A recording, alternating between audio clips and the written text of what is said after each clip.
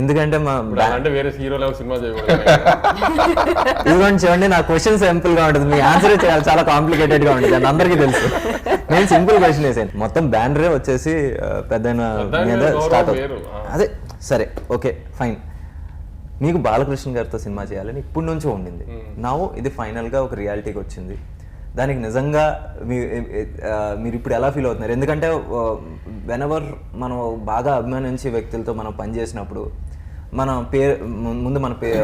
పేరు నిలుపుకోవాలి, at the same time వాళ్ళ దగ్గర మన పేరు పాడవకూడదని ఒక చిన్న భయం ఉంటుంది. ఫైనల్గా ఈ రోజు వచ్చేసి సక్సెస్ తర్వాత మీరు ఆ ప్రాసెస్ ఎలా ఎంజాయ్ చేశారు, ఈ రోజు ఎలా ఎంజాయ్ చేస్తున్నారు? ప్రాసెస్ శ్రద్ధ చెప్పినట్టు కొంచెం చాలా క్లినికల్గా రూల్స్ ప్రకారం అంత ప్రాపర్గా జరిగింది.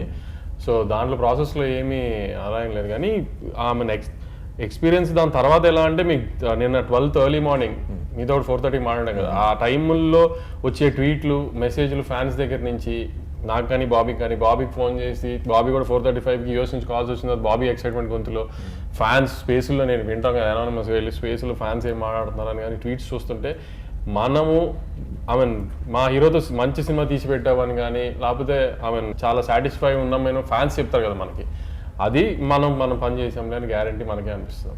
ఎందుకంటే ఫ్యాన్ ఇప్పుడు జనరల్ ఆడియన్స్ ఖచ్చితంగా సినిమా నచ్చాలి.